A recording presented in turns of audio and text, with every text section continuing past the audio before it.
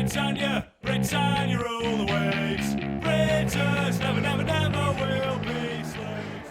Brexit stands for the British exit from the European Union. It's a divorce procedure that started after more than 40 years of Britain's often half-hearted membership of the 28-nation bloc. No member has ever withdrawn from the EU, but British Prime Minister David Cameron, fearing election defeat in 2013, pledged an in-out referendum as a perceived vote winner. Cameron said, "It is time for the British people to have their say." A fierce Leave campaign was rolled out by Eurosceptics, later known as Brexiteers. The idea to take back control was supported across the spectrum of British society, but the Leave camp was most successful in rural, more conservative areas.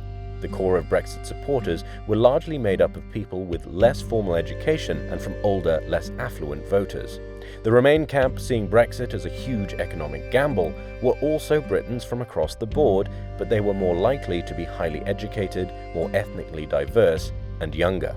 The UK government and the opposition Labour Party both officially backed the idea of staying in the EU. At the time of the campaign, and in the lead-up to the vote, Europe was struggling with an influx of migrants fleeing chaos in the Middle East and North Africa. The EU had also been lurching from one economic crisis to the next.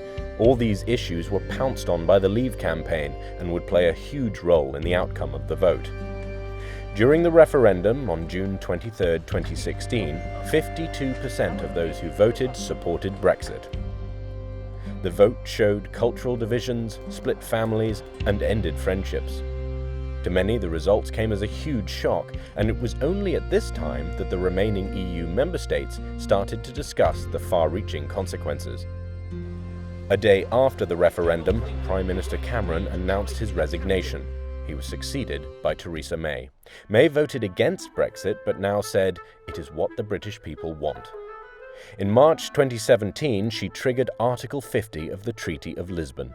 Any member state may decide to withdraw from the Union in accordance with its own constitutional requirements. The Union shall negotiate and conclude an agreement with that state, setting out the arrangements for its withdrawal, taking account of the framework for its future relationship with the Union.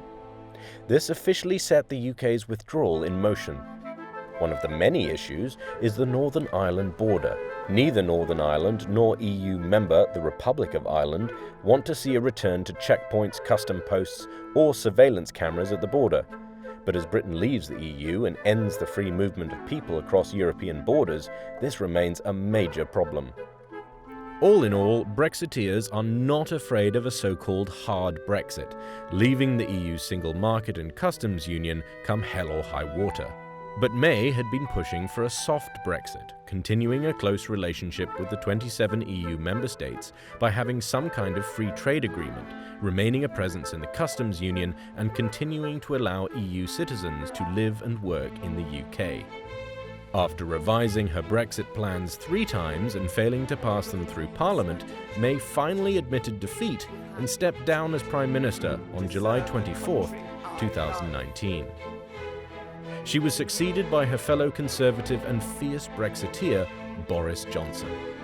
Johnson supports Britain's departure as quickly as possible, even if it would be a hard Brexit. But despite making several concessions, he could not get his deal through Parliament by an October 31st deadline.